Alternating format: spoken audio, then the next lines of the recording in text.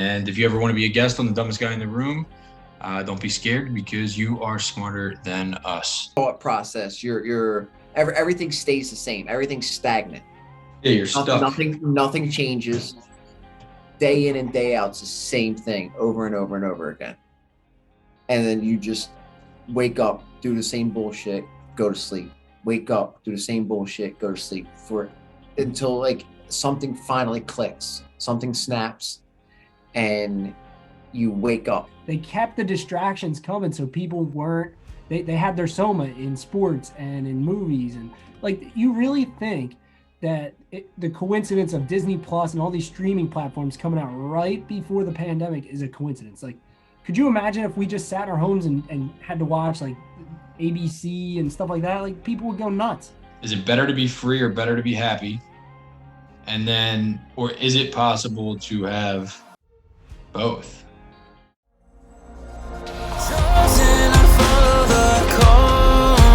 My soul is breaking free. You awaken me, stolen my time to move on. But now I can see seizing destiny.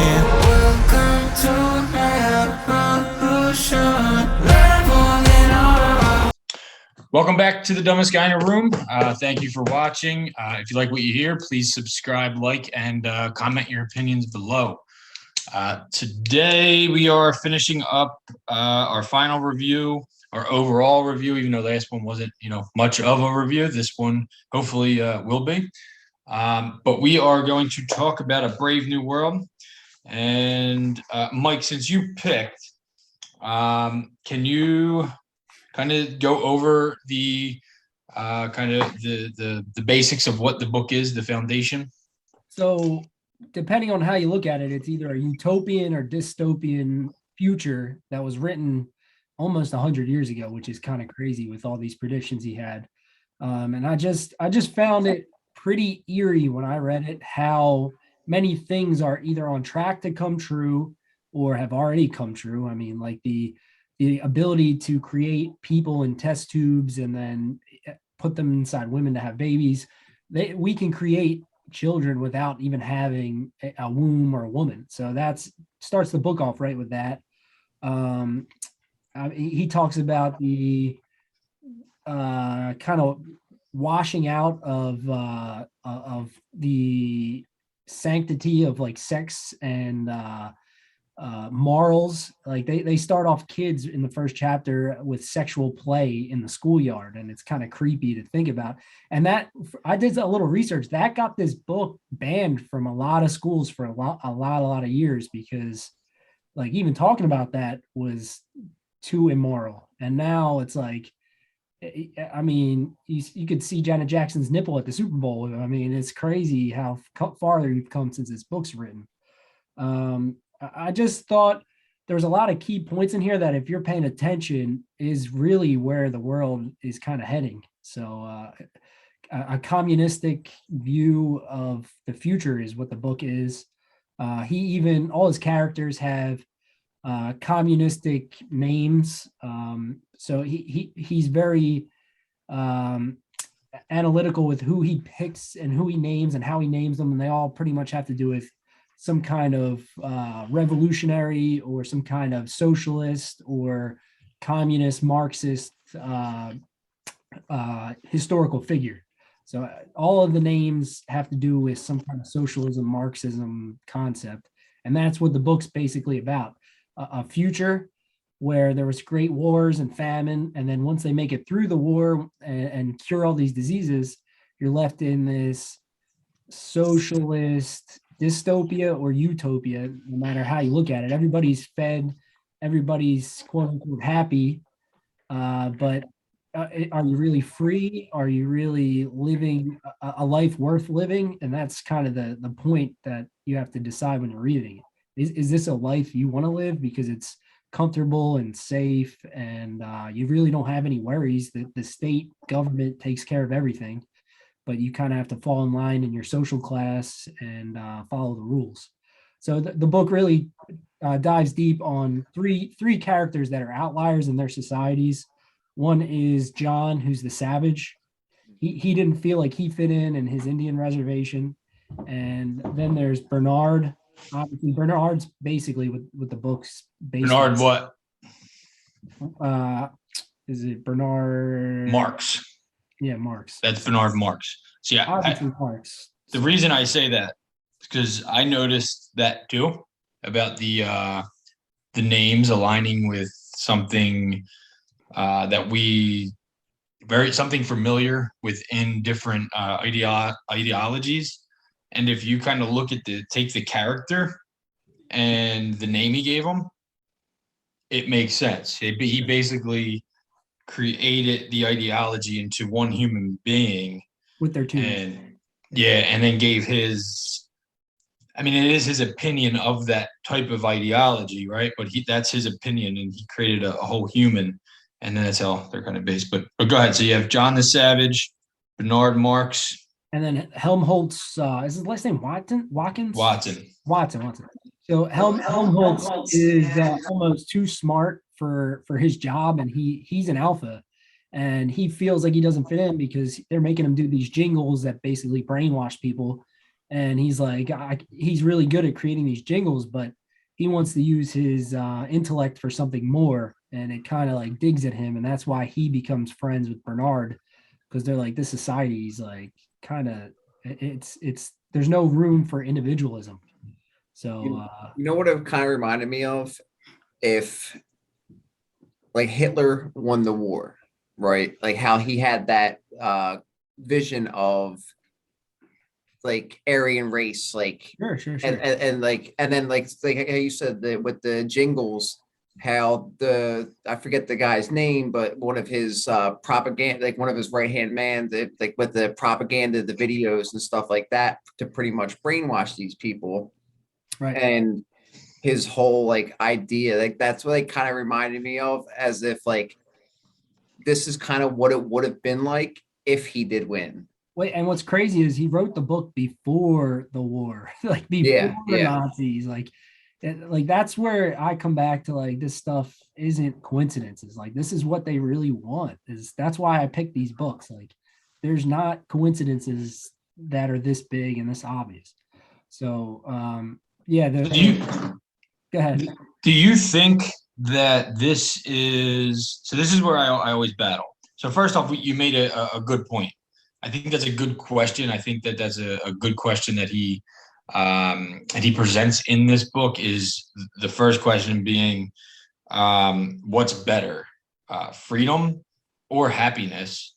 And can you have both? Is it possible?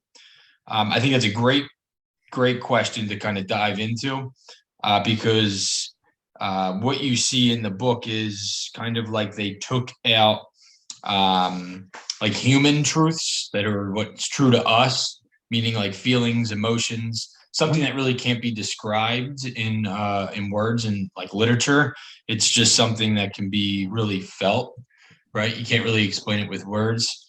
And they replaced it with material things and, desires, drugs. Materialistic stuff, right?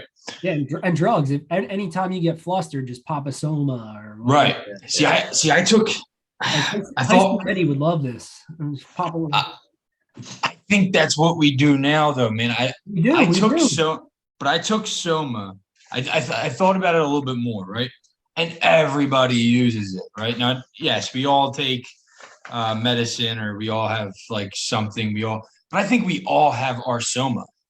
Well, I don't think it's the same Americans. thing. I think as Americans, people are too comfortable, kind of like this story is, where like, look how many, like, I hate to bring this up, but like, look how many overweight people like that. Like, you're not supposed to just indulge in crappy food over and over and over again for every meal. Like, when this stuff was like, our grandparents came out with like fast food and stuff, that was like a special treat. Now you have people going out and getting, it's so easy. You can have it brought to your door, and it's just creating this lifestyle that's, I mean, well, that's what I mean, right? Like, yeah, I'm agreeing with you. I think everybody, whenever they don't feel good, they can just order a cheeseburger brought right to their door. They can order alcohol to their door. They can smoke weed. They can do all this stuff to just take the pressure of life off themselves. but then it wears off and you're still in the same position. So yeah, there's definitely Soma, but I don't like, it's not a good thing. No, but is it, or is it? It's not that it's not a good thing. I think we all have our Soma. I think you have your Soma. I think Eddie has his Soma. I have mine. But I think in order to progress to what you want to be, it's sacrificing as much of that as you can. I think Soma is a representation of instant gratification. Definitely. Right. I think that's what he's trying to do in the book. Now, you can't just say everybody took instant gratification, right? You have to create this thing a symbol that represents why these people are being able to be controlled like that. Exactly. So I think he takes Soma as a symbol for instant gratification. And that is used to control, because the more you lead to desires, the easier it is to control, right? And you quench somebody's drive for some desire, then you don't have that passion to go do something. You don't have someone that wants to change the world because they're content. Their dopamine's through the roof. They don't need to go out and change anything because they're happy with their life. As like an addict like that, like you said, like the instant gratification, like you chase it. Yeah. You want that instant gratification. That's why, like, every time I drank, like, I would usually do something else, because that's something else that something else will kick it a lot faster. It might take a while to get those beers going to start feeling them, but then if I took a pill or smoked some weed like that, it's almost instantaneous. Right. It gets into your bloodstream, it gets into your lungs, and then like it takes a little bit for you might take like 5-6 beers until you're like, oh, all right, like now I'm feeling pretty damn good. And like, to build on that, oh, sorry, go ahead. No, you're good. You're good. So I was going to say, to build on that, it's not just Soma that he's talking about instant gratification. He brings in sex. Like, everybody belongs to everybody. You can have sex with someone. You just need to go approach them and say, hey, we're doing this. Like, everybody's everybody. You have sex. And John hates that. He calls the Lennon a harlot because she wants to have sex with him before marriage. He's trying to like woo her. And she's like, you don't have to do all that shit. We'll just go bang it out right now. And he hates that. I forget what the guy's name is, or like what chapter it was, but it said like he had like sex with like 600 and something women. Yeah. In like a short amount of time. Yep. Yeah, man. And I think if we break it down to what the world state is, I think the world state. So what was their philosophy? Stability. What was it? I don't know off the top of my head. Community, identity, and stability. So when you take that and you apply it to today, and that's the other thing, man. I don't think I'm getting to a point where I'm like, just because we have new things doesn't mean they're better, right? It doesn't mean they're better or that it's any different than before. They're just new to us. Right. But like the things that were coming up in the 1800s were new to them. So it was a slower process. It wasn't as instant, right? Like an instant gratification may have lasted a little longer, but now for us, it's down to like the second of instant gratification. Like it's just quicker and quicker and quicker. Your iPhone, go pull up whatever you want, either order it, watch it. It's right. Consume. You could just. Yeah. So the principles of the world state were the consumerism. I can't ever say this word, dude. Sex, promiscuity. Promiscuity. There we go. It's so hard to say, dude. I don't know why. I've said it like 30 times. Because you're the dumbest guy in the room. That's damn right I am. Bill's watching himself in the mirror saying it over and over again. Yeah. It was like when I was trying to. It was the same thing with the other word that we did yesterday. I still can't say. Yeah. I still can't say that freaking word. And it's a P word, a PR word. Maybe it's something to do with that. Groupthink, rejection of solitude, right? No individuals, so rejection of being alone, and then discrimination against the main people, the world state. You couldn't do that. So it's not our world right now. Is that not what you're describing we live in? Like, yeah, but was this not the world we lived in 1800? I mean, think about it. In 1700. no, 1700s, they left and started a new country because Every time though, like there's it just nowhere always. left to go. There's But no why people, did they? But why did they overthrow it and leave? because they didn't like the way that government was working. Kind of what Roderick says. Like, no matter what you do, you have a group of people, you form a government just by lack of, like, just because people want to boss other people around. It's just Right. It's kind of by proxy. Like you Yeah. just But that's what I mean. I don't think it. I just think we're at the like we hit the plateau a couple of years back, and now it's coming, right? Like the end of this whatever we're in is coming, and it's inevitable. It's not like I just don't know if we could have done anything to say that this couldn't happen, right? Like I feel like it. I think it's inevitable that we hit this point, but I also think the people that survive it are the ones that can at least notice it, or not just survive it, but thrive. But thrive. Devil's advocate in me is saying, like, are we really doing that organically, or are we guided towards this inevitable crash? Like, is it not like the greed of the super rich ruling people that want us to keep consuming because it's their products we're consuming? They want us to watch the TV and everything celebrities have, and to influence us to consume because they benefit when we consume. They get more shit, they get more power, they get more money. And then inevitably it's going to hit a peak, like you're saying, and then crash. If it wasn't for these ruling people, I mean, I would be happy as a farmer with my own farm, like neighbors down the street. Like it's I don't know. That's just the thoughts that pop into my head.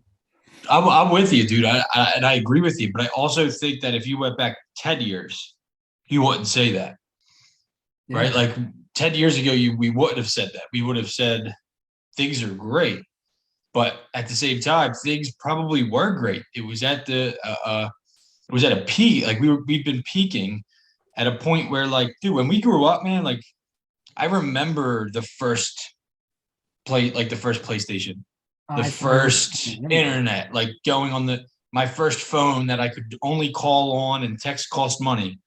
And then being able to text, like all of that stuff was new. Like what's new now? What has been new?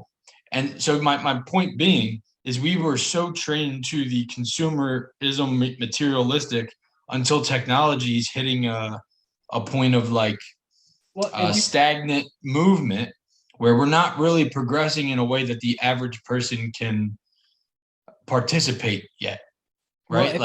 If you pay attention, they're showing you where the next step for technology is going. It's going to be healthcare related. I mean, you start feeling sick, there's going to be some kind of diagnostic robot that tells you what's wrong with you and can administer medication to you without having to see a doctor.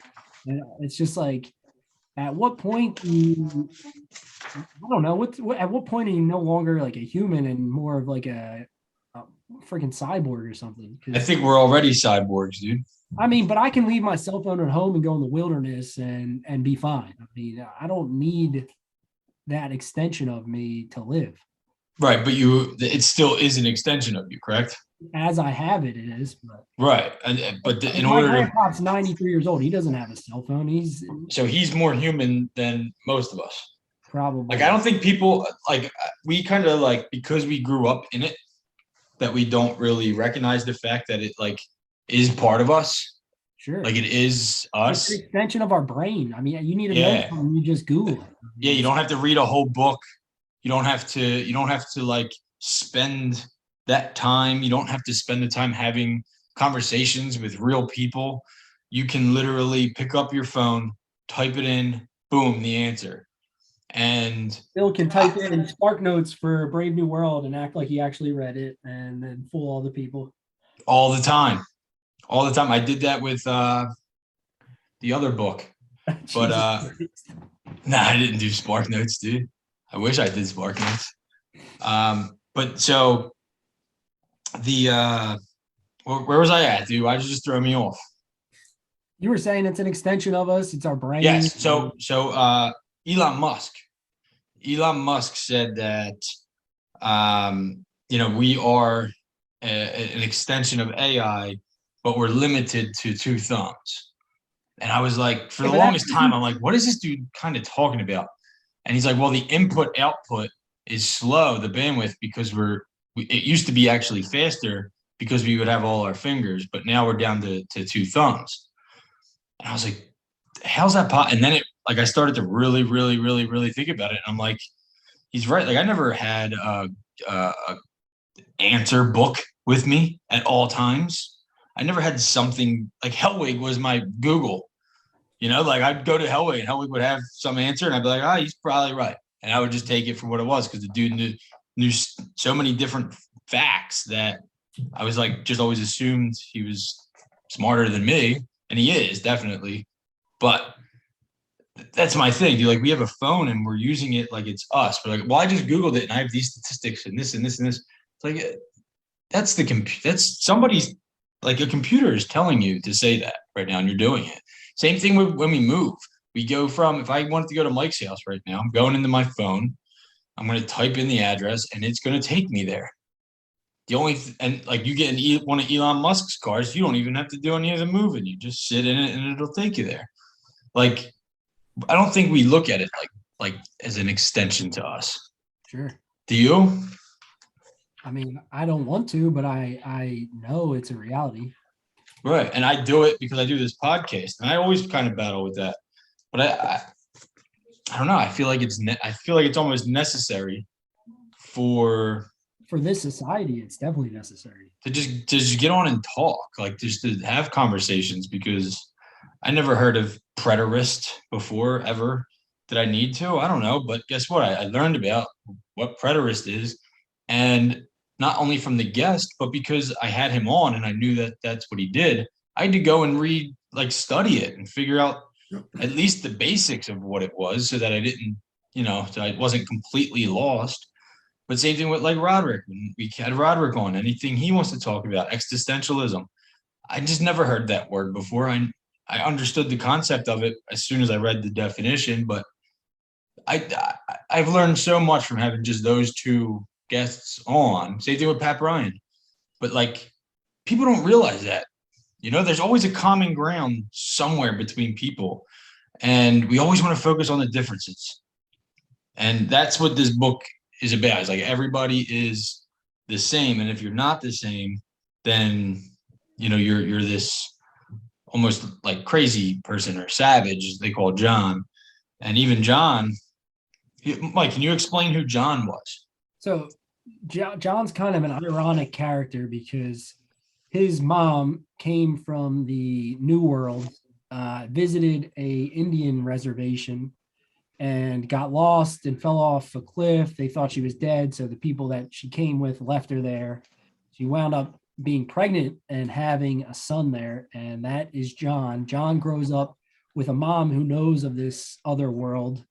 And by other world, I mean this beyond the reservation. The world, the same. It's not like he's getting on a spaceship or anything, but this world that exists outside the reservation. And John is struggling as an outsider because everybody on the reservation is a Native American or Indian. I forget what he calls them, and they don't really accept him. So he gets by reading Shakespeare and the Bible. And Shakespeare, he reads it so much because he's lonely that he winds up memorizing all of the plays like Hamlet and everything. And he quotes those plays throughout the story. And he brings this passion with him that the New World isn't used to because everybody is discouraged from showing emotions. And if you start getting upset, you take Soma. Passion is pretty much unheard of. And they see this guy coming through quoting Shakespeare that they don't know what Shakespeare is. It's a banned book. And they don't know the Bible certainly either. And John's, one of his biggest things is he asks the controller, like, why have you banned these great things? And basically the answer is because it complicates the world and people fight over it and people have arguments about their interpretation. So it's just easier not to have religion or poetry like Shakespeare.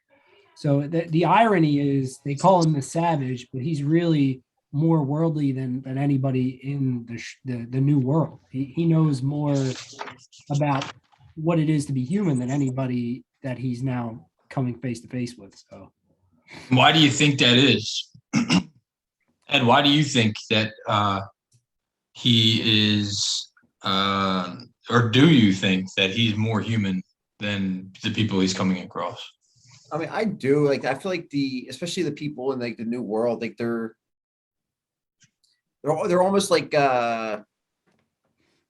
robots. Like they're told to think what they're told what to say. They're like it's just like they don't have their own thoughts. Like I forget the one guy's name. Bernard. They were it was like the school kid. Remember, like the guy asked. All he kept reciting was, "Oh, the Nile is the second largest river," and then they were like, "Well, what's the first?" And he's like, "I don't know." Yeah. And he started like crying because like he only He knew knew what he facts, was but he didn't know told. what they Yeah, meant. yeah, like that's all he was told, so that's all he knew. Like he didn't think to look up what the largest river in the world is. And like so like I think he is more human than the rest of them. I feel Well, like more they're human in our definition, I would say. I feel like they're limited. Like they're purposely being held back because they don't want them to be too educated or ask questions, kind of what we do. Yeah. And it's not only what we do, it's what we've been through, man. Yeah. And that's why I always pose that question, like what's better, freedom? And at the end, I think we should each try to answer that question. And another question that Mike brought up too is, would you rather be like free or safe?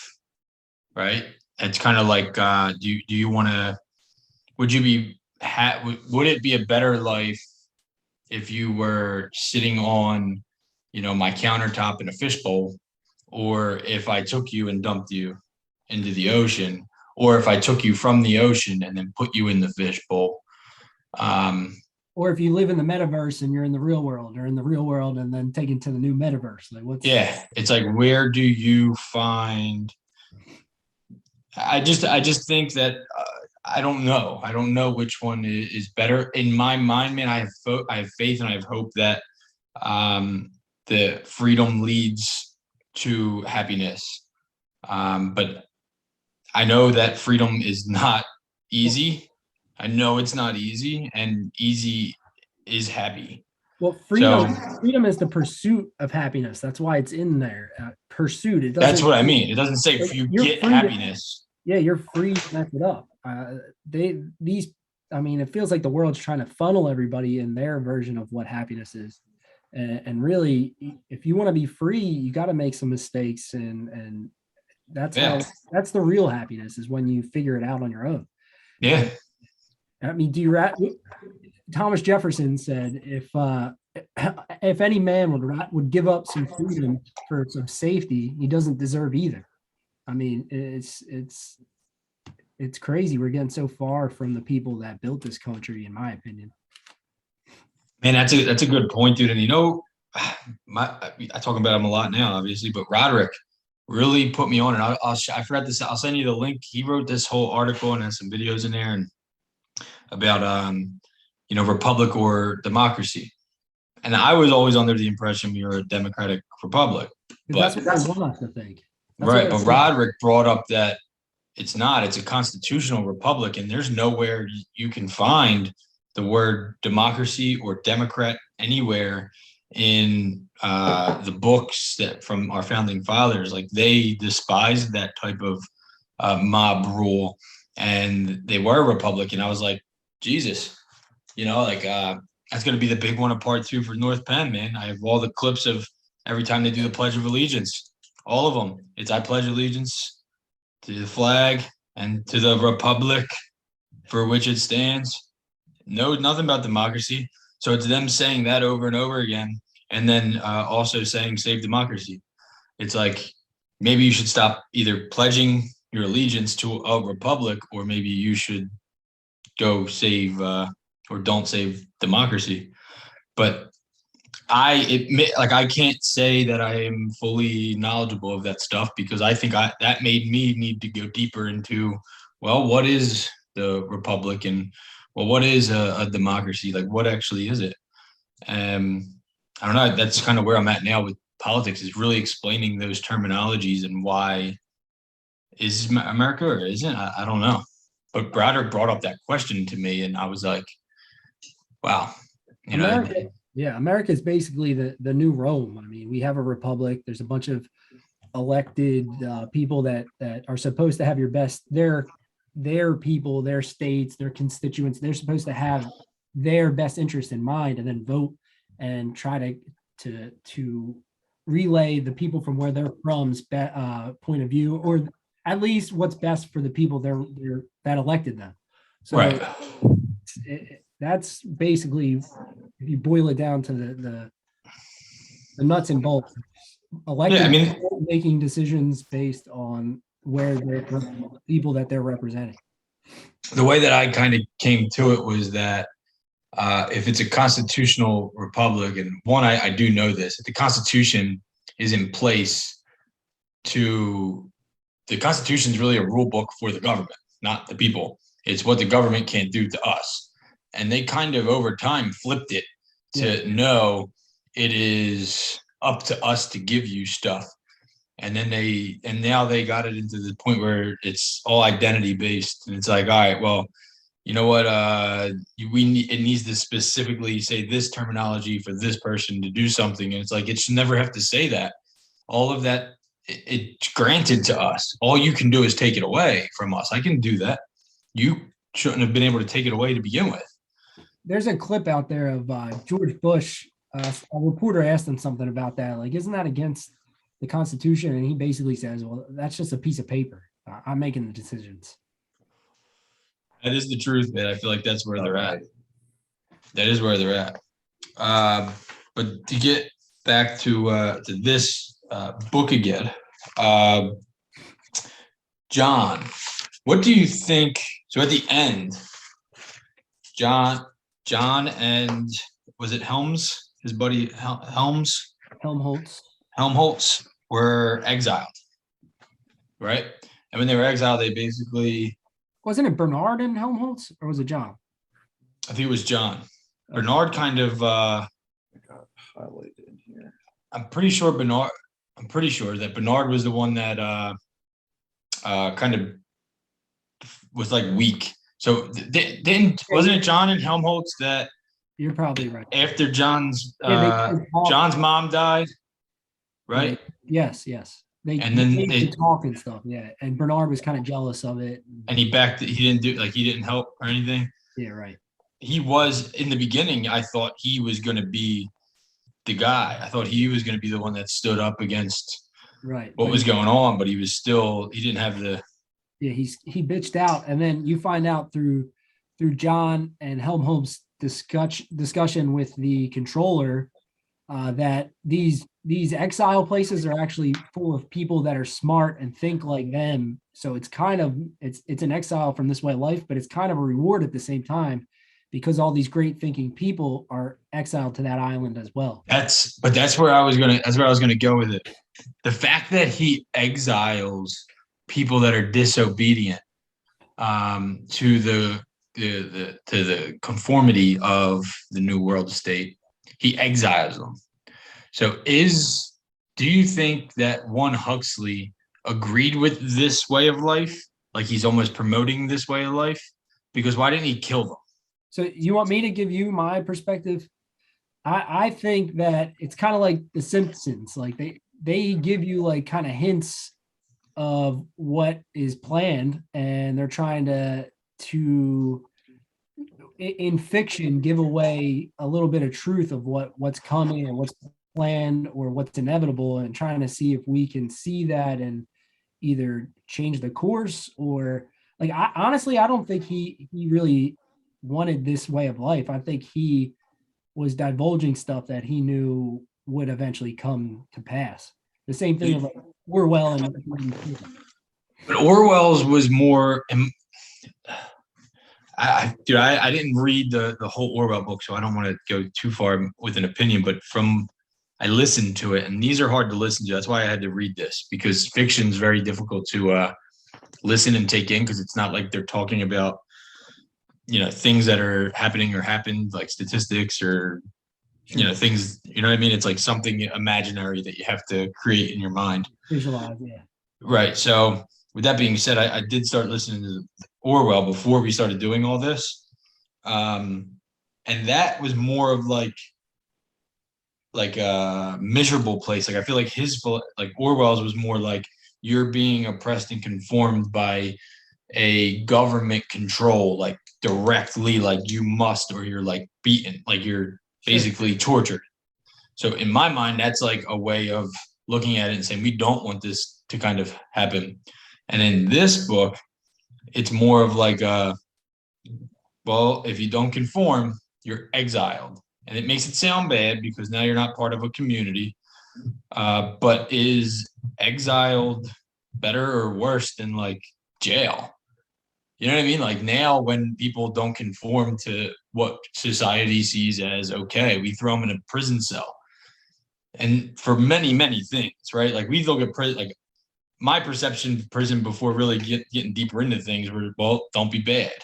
Yeah. But it's more like there are people that didn't conform to society and they're like, let's get them away because we need just the people that conform. And if you really think about it, dude, then you got the federal prison, like where people with money and smart people would go and they get arrested. And you hear stories about how nice that those places are. So maybe it is kind of like is it the same kind of. Who knows? Or if you're really rich and you do something wrong, with fake kill you and you get to go live on some exiled island like this book. Dude, Epstein's dead, dude. Anyone, not this Epstein, but that dude. Dude, he killed himself, dude. Yeah, he definitely did. He did, dude. How would he not? Why would he not? Why would they say that? I don't know, man. I don't. Right? Like, why would they ever say that? Nothing lies. Like, none of it is. What did that dude call it? The control box. The control box doesn't lie, dude. I haven't watched the news in a couple years. I guess they've changed it up a little bit. They're not lying anymore. They don't lie, dude. It's been a while. I can catch some CNN then. Oh, they're so true. It's nothing more than truth. They had to get it together. Trump called them out for fake news. So like the funniest shit ever is hearing like some hardcore Republican talk about Tucker Carlson. It's like, man, if you met Tucker Carlson, you would want to give that dude a wedgie in real life. Like that dude is not on your side. He's a country club fucking asshole. He has nothing in common with you. He gets paid to stir the pot. That dude does not give a shit about the middle class, about coal mining towns in West Virginia. That dude does not care. And you guys are like, oh, he's awesome. It just makes me laugh. Like that dude, he probably goes to dinner on Friday nights with Anderson Cooper and Chris Cuomo, and they laugh about it. No, dude, they don't like each other. They don't like each other. That's my leader. He agrees with me. He tells me what I need to know, and I know it now. No one else is doing that for me. Yeah. I go to CNN, they're giving me misinformation. Yeah, Fox News, no such thing as misinformation over there. Fox News is misinformation. CNN is fake news. Oh, gotcha. My bad, dude. I got it kind of twist up there. My bad. But you're right, dude. You're and that, dude, I think the craziest part is though, man, like you can't really talk to people about that. And that blows my mind because I wasn't in that for very long. So it wasn't even like the conformity and like materialistic view and consumerism. Like I was stuck in that for years and years and years and years and years. So I understand why you can kind of get stuck there. But like to get stuck and sucked into politics and be like, I'm going to march with Trump no matter what he says, or I'm going to march with Biden no matter what he thinks he's saying. Like, I don't understand that mindset, or I don't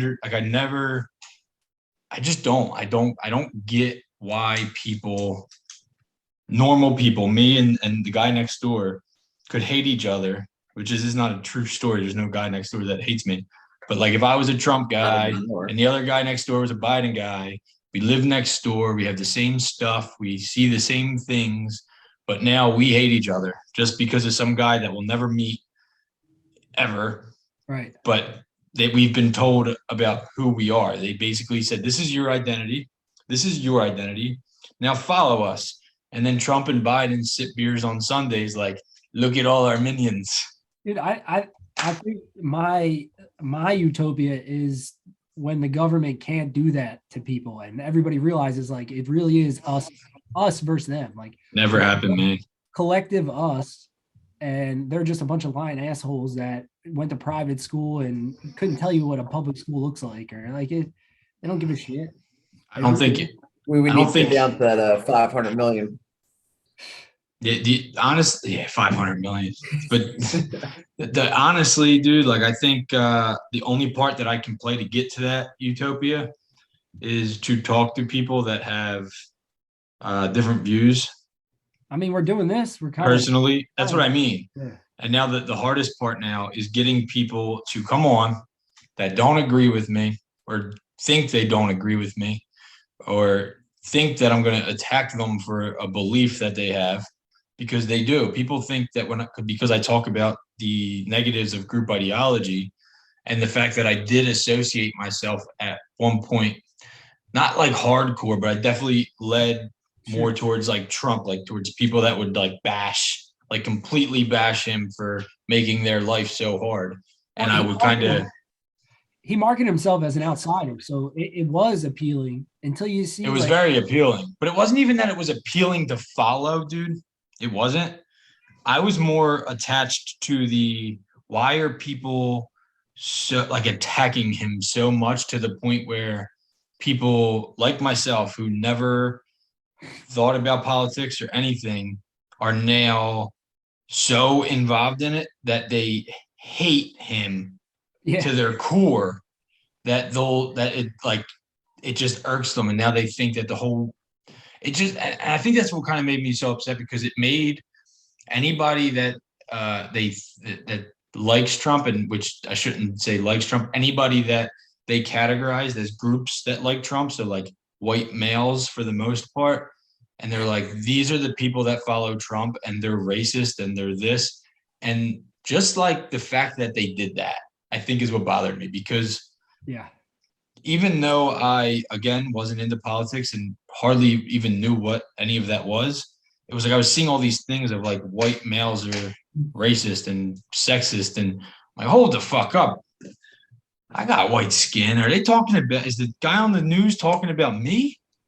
Why is the guy on the news saying I'm the problem? I don't think maybe I am a problem, but I'm a problem for my own damn self. I'm not out there trying to hurt nobody from LGBTQ. I'm not out there trying to hurt nobody in the Black community, no religious group. I honestly don't care. I think that you should go and do that. You know what makes me upset? The fact that you think that somebody has to tell you it's okay to do that. That's what's messed up. If you want to go and do that stuff and be that, then go do it and be it. Have sex with whoever. Do what you want. You don't need Trump to tell you that you can and can't. Like you don't. Right. Right? Like the word marriage, for example. Like, oh, he's stopping marriage. He's stopping this.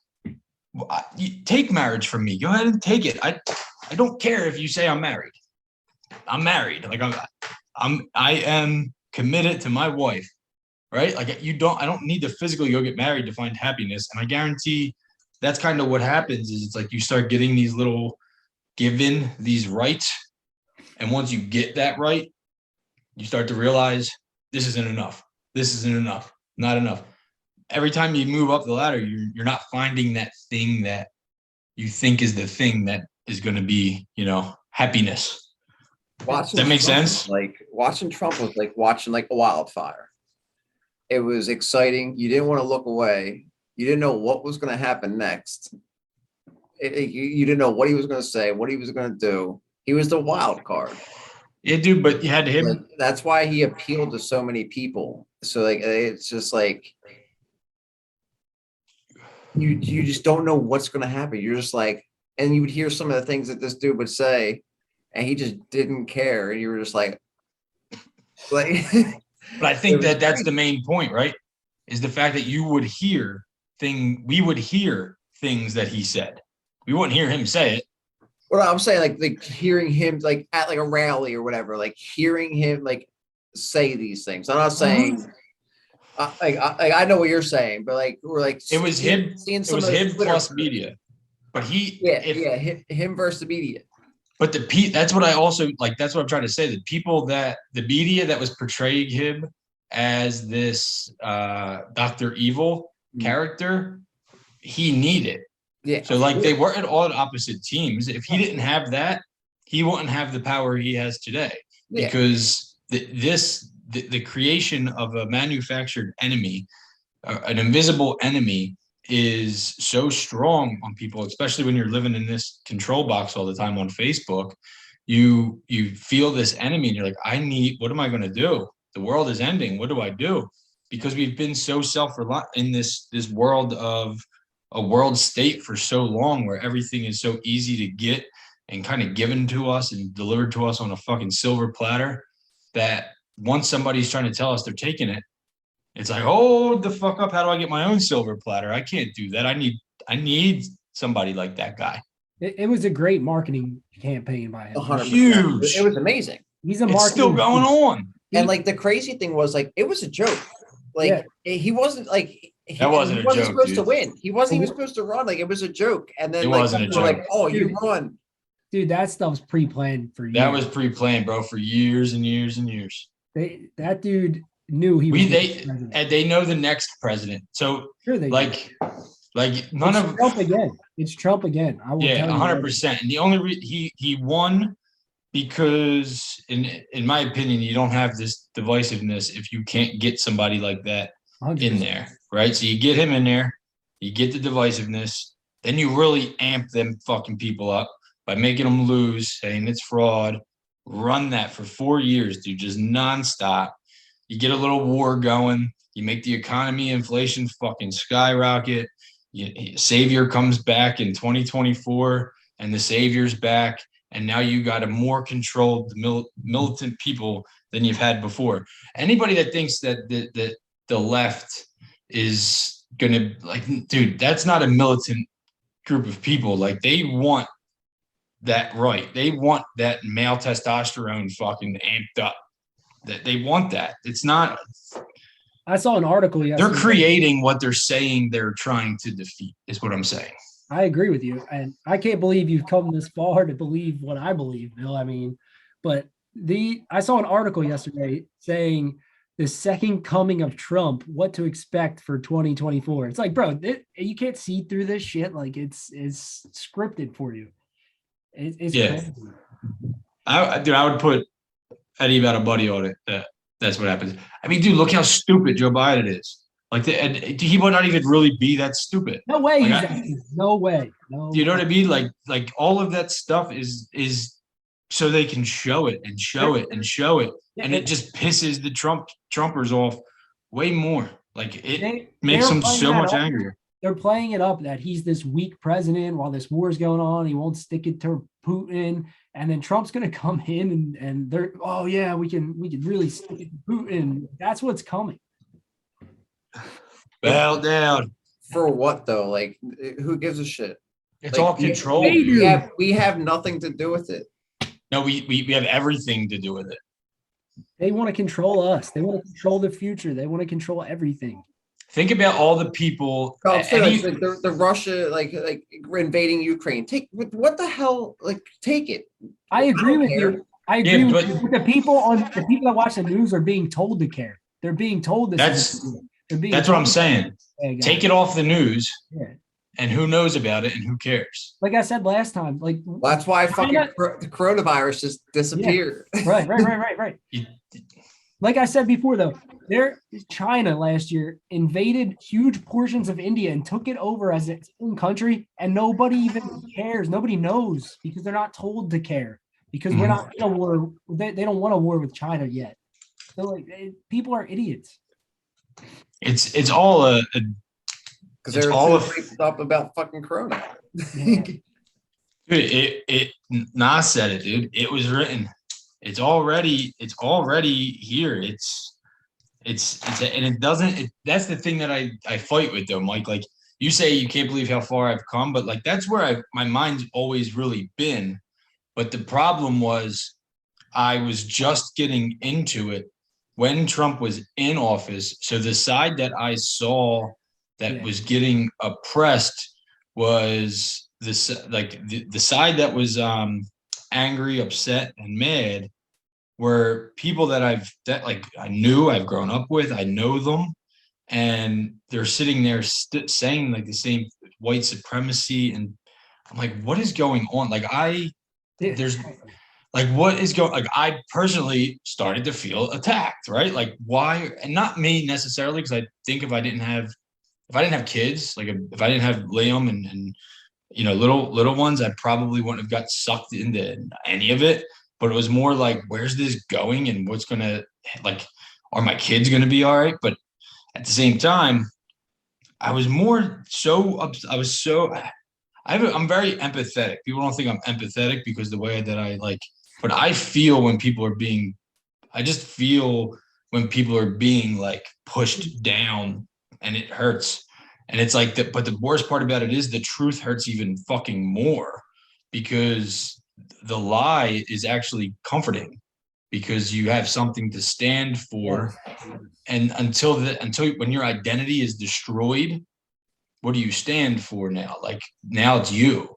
So like you don't have the same people around you. Like look at us, dude. Like me and Mike were never best friends. Like how often did we hang out?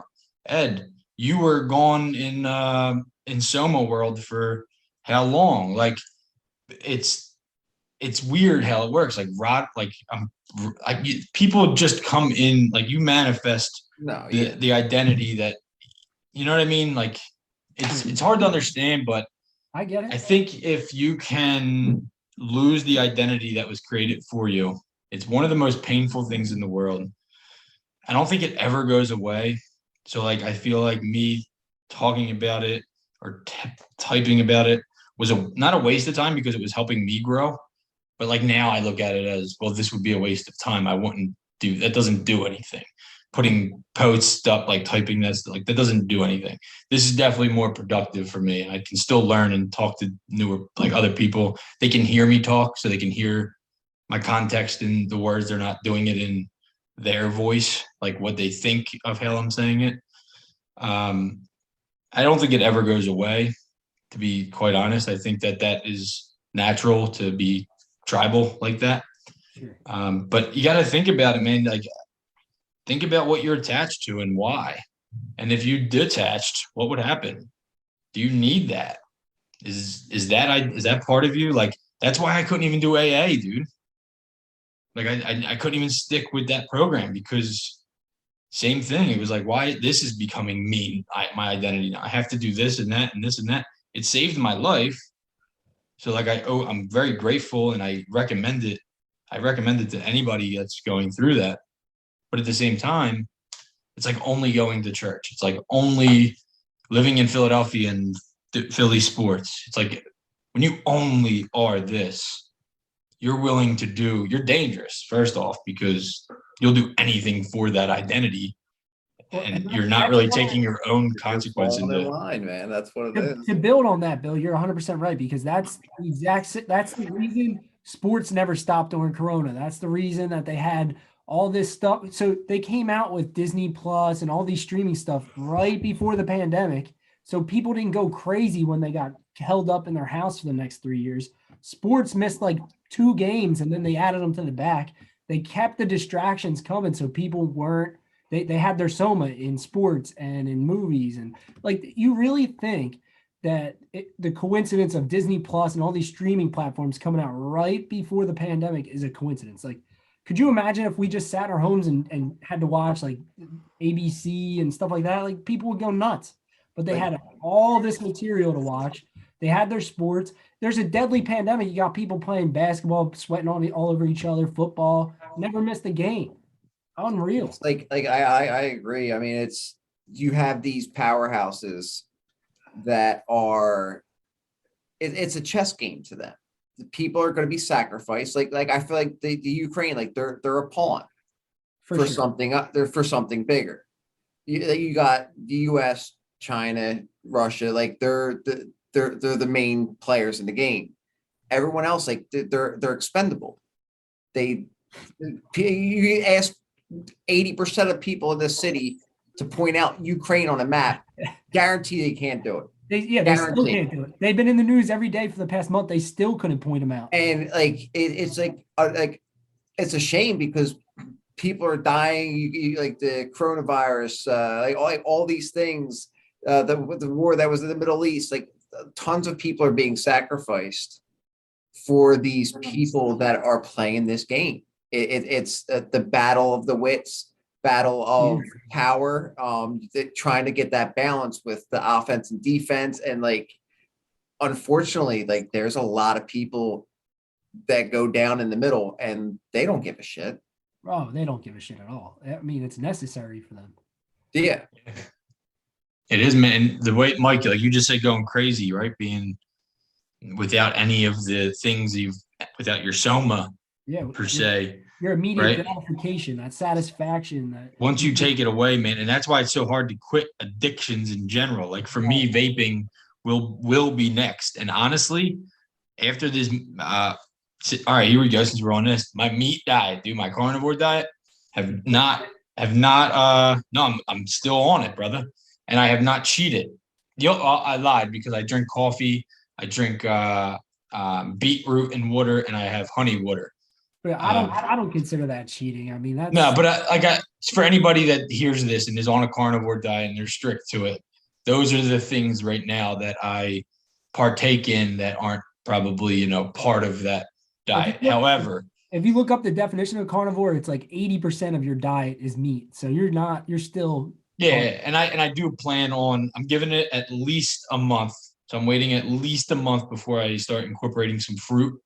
But at some point, I'm going to start incorporating fruit, see how that reacts, because now, dude, it's absolutely insane. So I just want to give an update on that since the last episode I gave the opening of me starting. So that was I would start Monday. By the way. When was that? Like 10 days, 12. It was the 7th, right? Was it last week? Yeah. I think it was last week right? It's 2 weeks ago. 2 weeks ago? So the 28th? Yeah, almost 2 weeks, yeah. So since then, I think it was the 7th, dude. Yeah, I think I started on the 7th. I think we recorded the 2 weeks prior. Mm-hmm. And then I posted that Monday is when I started. I think we recorded on the 6th. It hasn't been that long. But yeah, I think you're right, because last week we did the other Sam. Yeah, so it's from the 6th. So that's it's going on. It's Monday will be 2 weeks. Mm-hmm. So I had, before I started it, crazy joint pain, shoulders, knees, especially the shoulders, they were more regular, knees occasionally. By that Wednesday I went to bed. That Thursday, the joint pain was just about gone. So that third day was probably the hardest. But after waking up and not being in pain for the first time, I woke up extra early, crazy energy. And that's when I started to actually feel when I'm full for the first time. Like I could eat and know where I'm at in fullness. It was almost like I could watch my battery go up and down. And I felt like I was recharging. I didn't feel like I was like, oh man, I was like recharge. And I feel the food literally giving me energy. Like if I start getting tired, I go and eat some fucking food and it recharges me now. It's not like it's like putting me down, or I don't know, it's weird. But I started at 216 pounds with joint pain to today I'm at 205 and no joint pain. Nice. So nice. If whatever it is, dude, if anybody can, whatever vitamins you're gonna say I'm getting, I don't care. I feel fucking good. Like I feel good, dude. It's absolutely amazing, basically taking sugar and carbs out of your diet. And my kids, I obviously wasn't going to do that to them right away, but they're getting adapted to that lifestyle as well, which is pretty cool. Yeah. You're on it too, right, Mike? Oh yeah. I did it for joint pain, and I have a messed up stomach, and it's been amazing. Like I'll stray from it sometimes, and then it just, the pain comes back, and I run a couple miles a week now. I love it, but it's expensive. Yeah, I'm starting to run next week. I'm gonna start running. Right now I've been walking. but because I didn't want to overdo myself. So I just been walking because I haven't had the joy paid, a little bit of boxing on my heavy bag. But next week I'm going to pick it up a little bit, go a little harder. But dude, it's anybody looking to Yeah, get in shape. It's worth a shot. Try something. Go vegan, but try something because food is definitely a medicine. I don't care what food's a medicine. All right, I got a situation outside with the kids, so I gotta run. Your kids all right? Got it, man. Somebody's freaking out. So you know. Peace out, brother. I hear you. Enjoy the Bahamas, dude. Thanks, guys. All right. So, All right. what is your opinion on that question, dude? What's better, freedom or happiness? Is it better to be free or better to be happy? And then, or is it possible to have both? I mean, I think it's possible to have both. I feel like, especially like happiness, it's more of a mindset. You could be in like a shitty situation, but still be happy. You know what I mean? Like you like that when we were talking the other day, when I was talking about the guy that was in like prison, and like he's like, you can lock me up in here, but like I'll never be locked up here. Here I'll always be free. So like, if you can keep like a mindset like that, like you can keep a happiness mindset. You know what I mean? And like especially with like freedom, it's kind of what you make of it. I feel like it's like today, like before we went on our walk, we were out back and a bird landed in like the backyard. The baby's just staring at it. And like he looks at me, looks at the bird, and the bird's like hopping around and like he's smiling and clapping and stuff like that. Cause like he's never seen one that close. And it's just like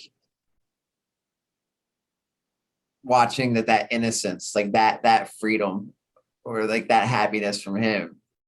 It was cool, you know what I mean? Like to still have that child, like cause like I feel like especially like me and you, people like us, we kind of lost it at an early age. I want to keep it for my kids as long as possible, but like that childhood innocence, I feel like we lost it at a young age, and it's a shame, but it is what it is. It made us the people we are today. So like I don't regret anything, but like it's a shame. Like we lost it at such a young age that like we got our eyes open to what the real world is like. And like, especially coming from Philly, like it's a cruel fucking city. Like it's you gotta be prepared to like take care of yourself, because like people will walk right over you. They don't give a shit. It's not like other places where like they see you struggle and they'll help you out. Here, like they don't give a shit. Yeah, I can agree with that. The most part that I agree with is mindset, that we did lose our childhood early, that we did, you have to kind of try not to get walked over. Right. I also think, and I've been thinking about that a lot too. Yeah, I lost my childhood early. And I question why, because it's not like I didn't have a good family. It's not like I didn't have great parents. It's not like I didn't have a loving family in general. Like I took all that kind of for granted, because like when I met Kristen, not even just Kristen, when I met, like, I won't even say names because it's other people's family, but like when I met other people's family and was like, you have to go to 2 different people's houses for like not only every holiday and your birthday and all that, Right. but then when you go there, like your aunts and uncles and cousins also aren't all there. I kind of took that for granted, thinking that everybody had it, right? 1, 2, that because everybody else was doing something else, I didn't want to do that anymore.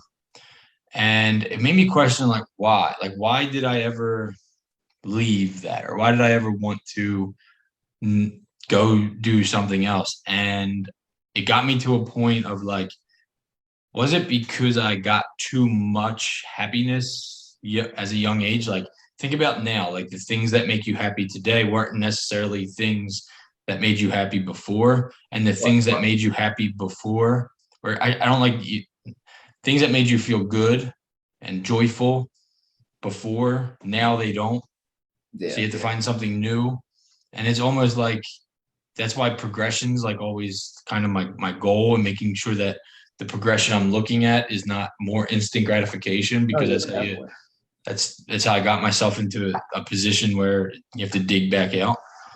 That But like progression and like that like adaptiveness and like to be able to change like as you grow as a person is like, I think it's extremely important.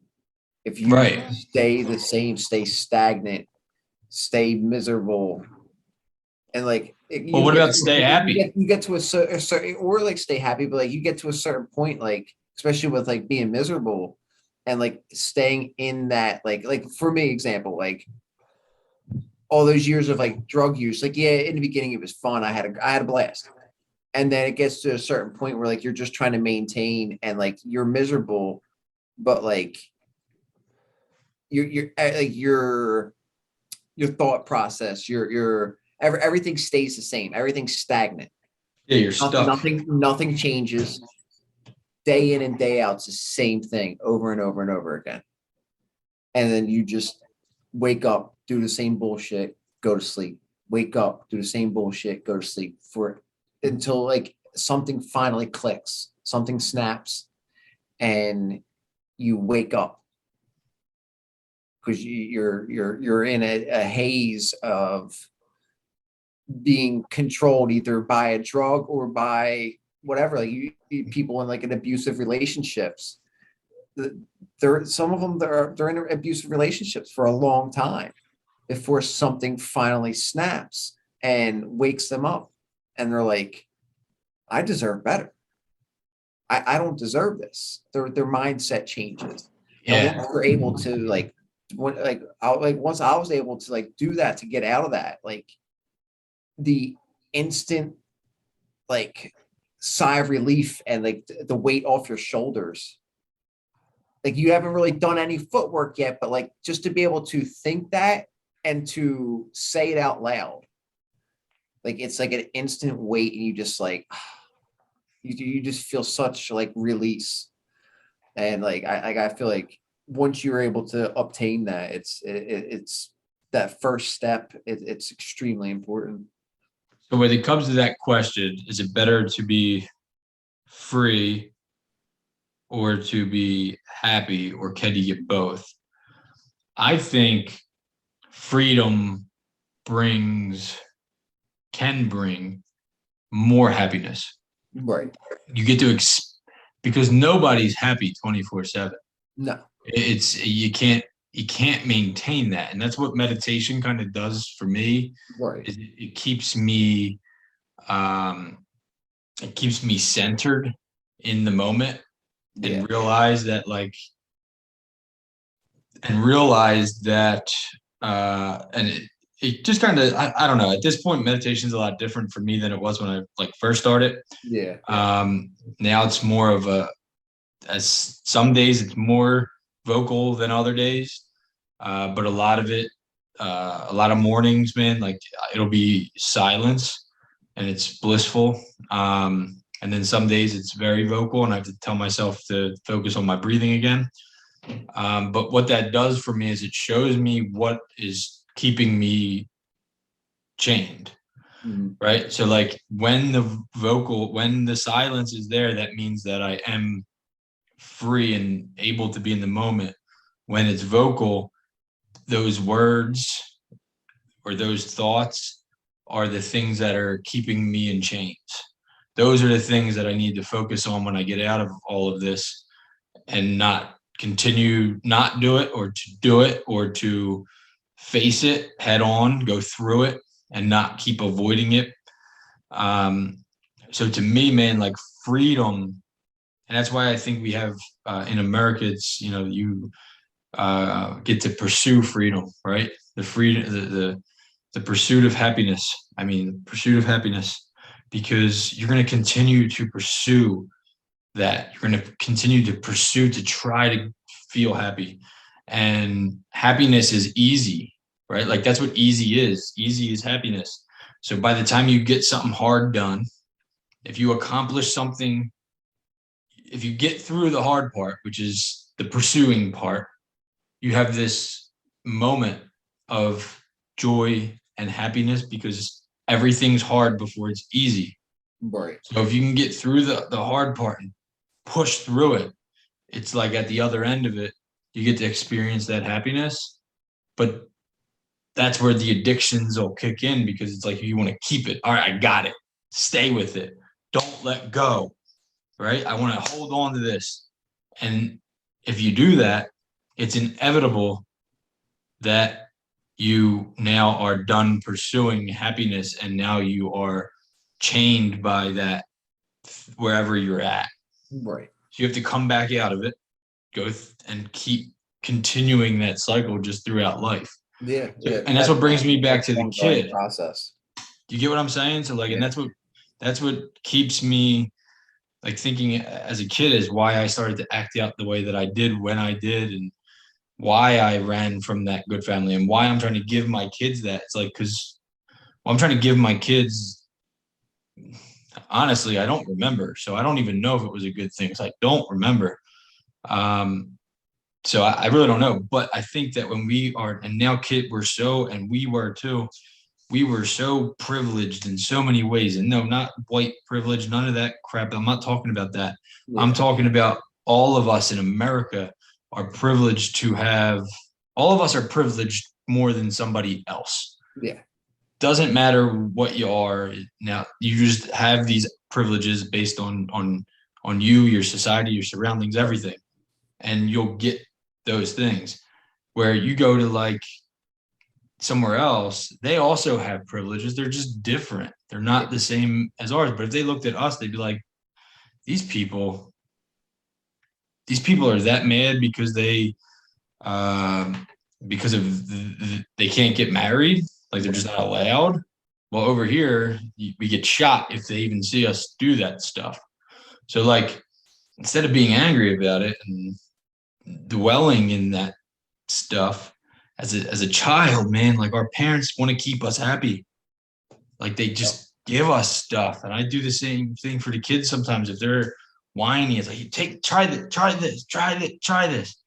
Instead of me like being like, no, let's go into the woods, which I've been doing more and more of here. Yeah. But we'll throw a tablet in their face. We'll do this. And then now you're going to get older quicker not because you're more mature, just because the things that were making you happy are no longer making you happy. So you have no choice but to start acting older because you see a teenager laughing, smiling, having fun, doing X, Y, Z. It's like, maybe that's what I need. Right. And then we go, and then we go, and we go. And then we hit a point, alcohol, fun, boom. You know what? I think I'm going to live here for a while. Yeah. I'm just going to, this is what, yep. And I have these dreams that when I get a house, pick a fence, I'm going to get all that one day. Yeah. 5 years goes by. I'm going to get it one day. Well, no, the fuck you're not, because now you are controlled by this substance. Like you're a slave to this, right? People become slaves because it's in line with their desires, right? You're a slave to your desire. That is the thing. Like you were a slave to dope. You were right. And I'm talking about up here. I understand slavery, whatever. That's physical slavery that we literally treated people. It's a mental slavery. But we're trapped in this mental slavery. And dude, that's the other thing that nobody likes to talk about. Like back when there were slaves, and basically every civilization, nationality had, slaves, and all of us were slaves at some point, our ancestors or whatever. What was their mindset? Did they know? Did they care?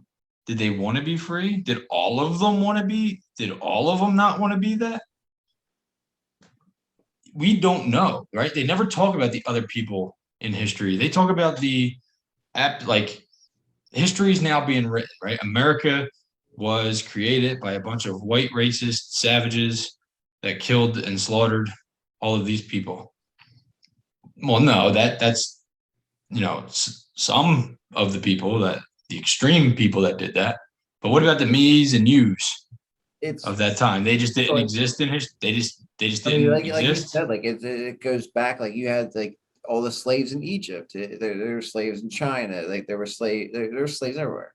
Did they know? I mean, I'm sure they knew. You think? I don't think. I don't think a lot of them knew. Think about this society, The Brave ones New that World. the slaves in Egypt, they knew. Like How do they know? There's If you're no- born, right? If you're born, you're born. By the time you can walk, they're like, all right, Ed, carry this pebble to that. And now you're picking up the pebble and you're carrying the pebble. Now you're getting a little older, like, all right, carry this brick. Now you're picking up the brick, you're carrying the brick. Now they're like, all right, carry this. And you just get older and older, but you never knew that there was anything outside of that. That's just is what it is.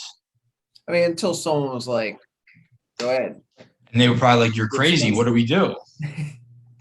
Think about it for a second, though. Like, what if that happened, right? And that's your life. Pebble, rock, brick, stone, boulder. All the people around you are doing it. Everybody, besides the one guy that you're all hating, you're like, why does he get to sit down all the time? Right. In your mind, right? But then some guy behind you that's been doing the same things, like, man, I don't think this is right. There's something better out there. Like, shut the fuck up, dude. What do you mean there's something better out there? How do you know? I mean, like the Egyptian slaves, like you had like Moses freed the slaves, right? So, but then like he wandered through the fucking desert for however fucking long. It was like it was like 40 days or something. And did they get to a utopia? Where do you bring the slaves to? A fucking open desert. He went through an open desert, then he went through a river or ocean, part of the sea, the Red Sea, I think it was. It went through the division. I would have to look. It's been a while since I read the story, but what else was in the desert? ain't nothing in there. No, there was. There was snakes that if they bit you, they were venomous. Oh, yeah. If you come across one, yeah. No, that's what they were, dude. So in the story, Moses takes all the slaves, he frees the slaves, and they follow him, but they end up in a desert that's filled with serpents, not snakes, serpents, that when they bit, they were venomous, right? So they went to Moses and they said, hey, Moses, dude, can you please ask God to get rid of these things? They're killing us. And Moses went to God, and God said, here, go get a serpent, put it on a stick, and raise it above all of the slaves. And he's like, but no, they want you to get rid of them. He's like, no, you're going to take the serpent, you're going to put it on a stick. And Well, I think his staff or his staff, his walking turned into a snake. He put one on. I don't know if it did. I don't know that. I'm not going to say yes or no to that. But what I do know is he put it, and he had to hold it above all the people, right, that asked for God to get rid of it. And he put it up there, and they're like, well, they're still here. And he's like, this is what God said.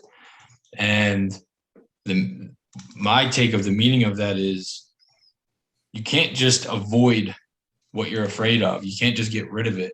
You have to stand up and face it in order to be able to overcome that fear. So God didn't just take it away when they asked for something. They said, oh, you asked for it. Here it is. Now deal with it. And then it'll go away. Right? Like, that's why when people say, watch what you pray for, and because what you pray for, it's going to start to happen, because the only way to overcome that stuff is to face that thing. Yeah. So like, if you're like, please God, like, that's why, like, I remember drinking, like, please God, take this away from me. And then next day you get text like, hey, or right afterwards text, hey, you won't come out drinking, It's like, oh, fuck. But it kept showing up. And I'm like, why does this bad shit keep happening? It's like, well, I was asking for it to go away. Right. I wasn't ready to face it head on. Right. I just wanted him to take it away. I didn't want to work. I didn't want to sacrifice anything. Right? Yeah. Like, I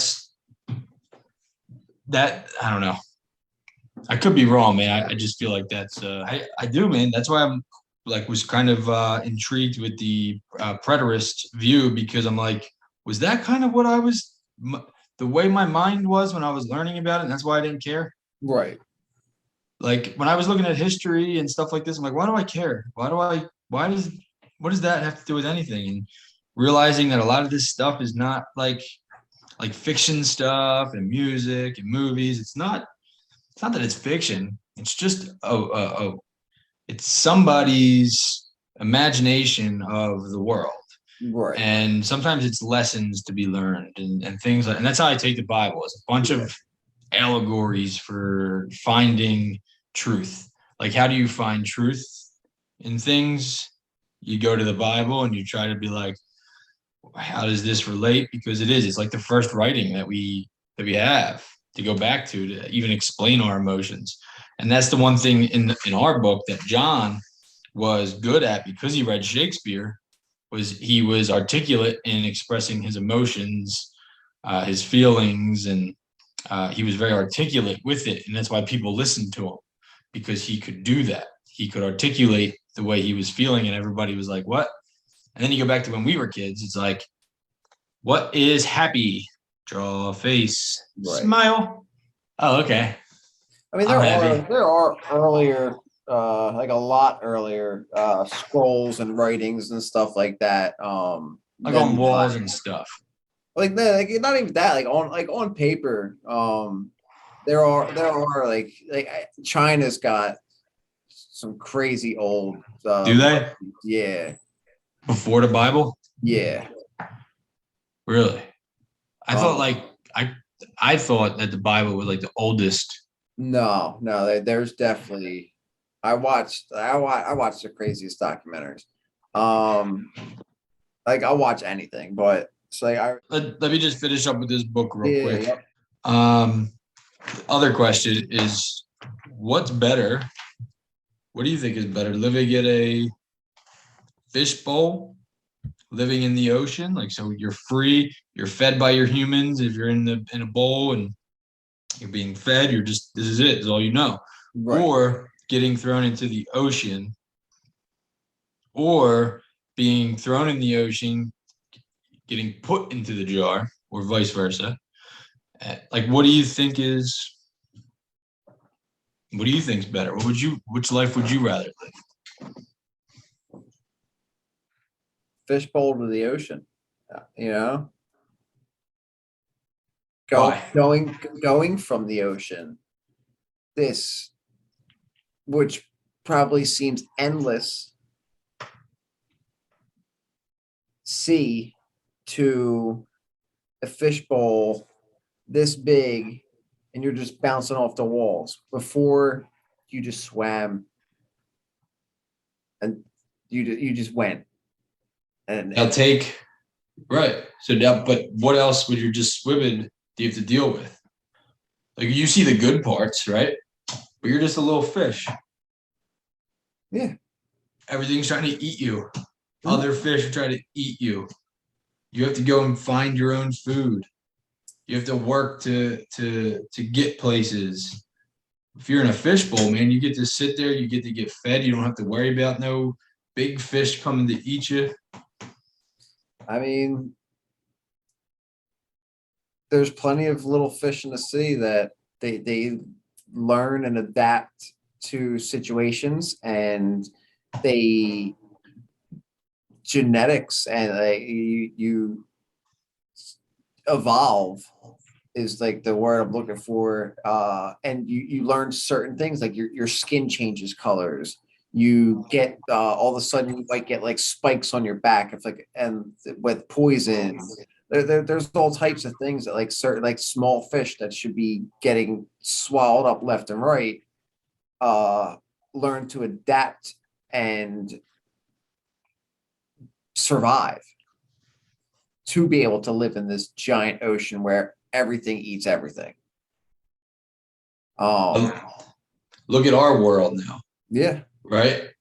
So for me, man, I use like, that's a good way of the way that I think. It's like I was in the fishbowl, right?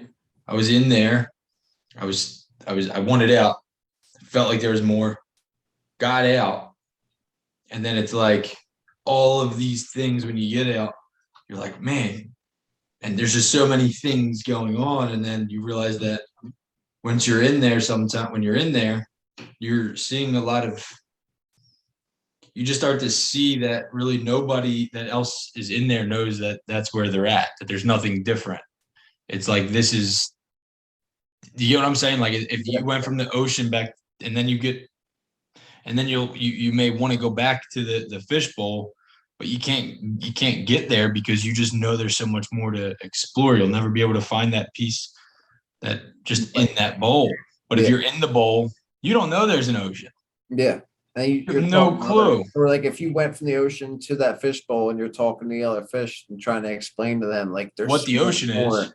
And they're like, what? Like, what are you talking about? Correct. And that's how I feel. Yeah. I feel like I could swim free right now. But instead, I want to keep going back to the fishbowl to try to get people to see that there's an ocean. Right. And it's like, I don't know. Because if you look at the book, man, that dude, John, he's exiled. Yeah. He chose exile to be by himself. Mm-hmm. And then he starts whipping himself to feel alive. Or what do they call it? Like for sexual gratification or whatever.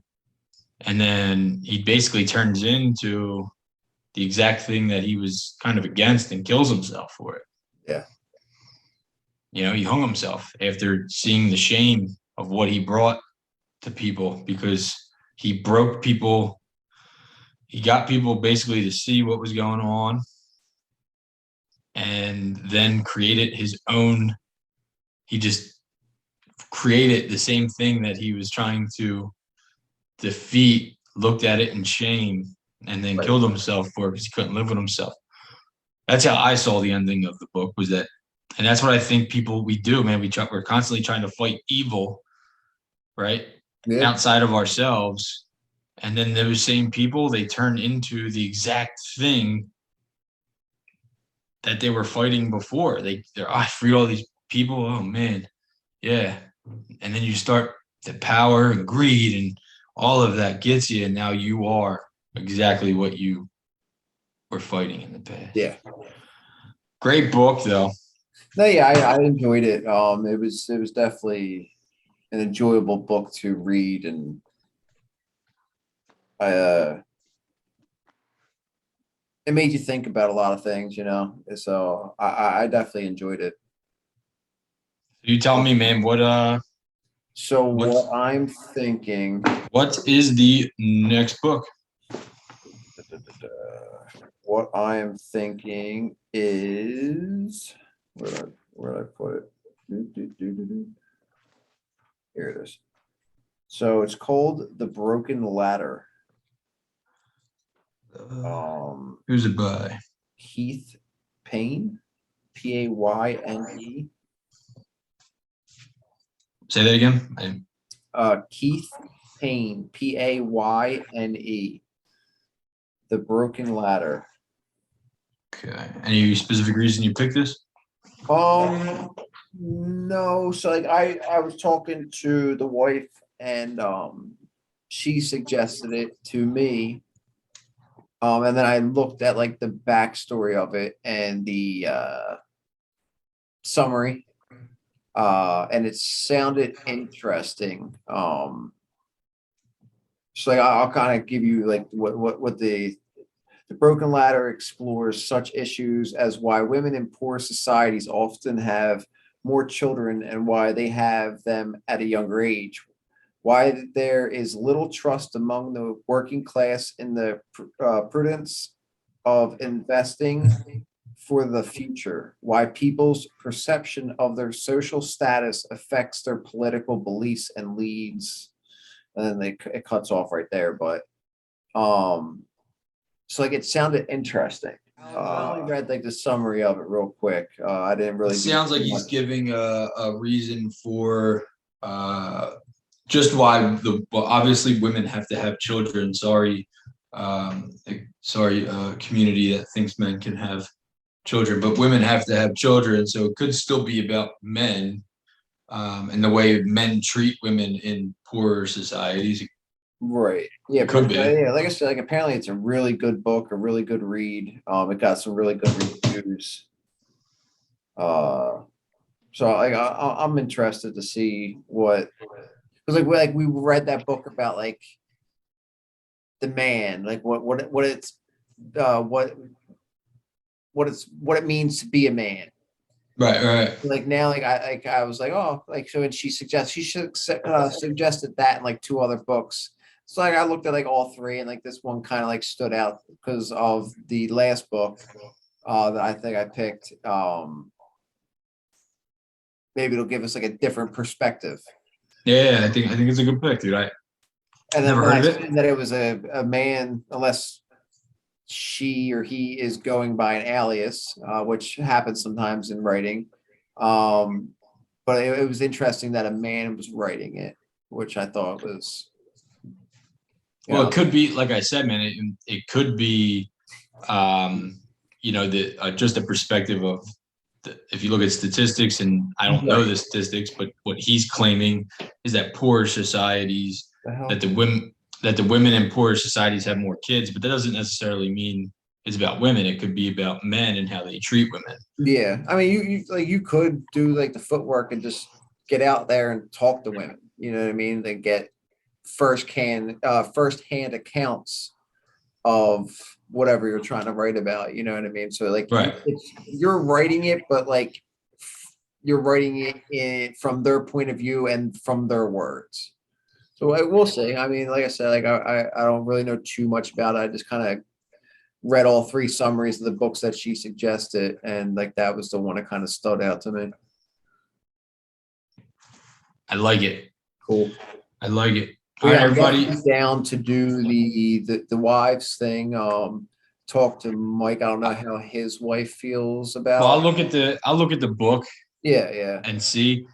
Maybe we can do this one. I'll pick one, and then maybe specifically look at something that is a little bit more. Because it doesn't. I think my opinion of it in the beginning was a little off after I kind of took in the rest of what you said. Right. And it's written by a man, so it is a man's perspective on something. Right. But maybe getting, and it doesn't have to be our wives. It could be any female that wanted to. We gotta do one. Have you still talked to Britt? Yeah. Yep. She's gonna come on. She just moved, so. Okay. She said she's gonna come on, so we'll get her on. Oh, nice. I got a couple other people too. I'll talk to you after this about them. Yeah. But everybody, thank you for listening again. I hope you got a little bit further this time. Maybe you're listening to this, maybe you are not.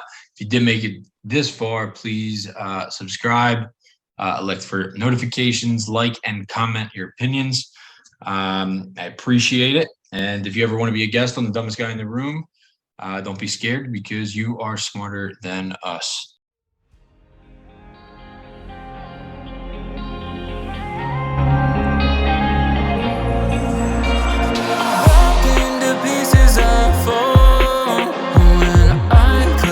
Myself, you better run like hell. Stuck in the flames of my soul, and when I'm out of my cell, you better pray for help. Welcome to my evolution.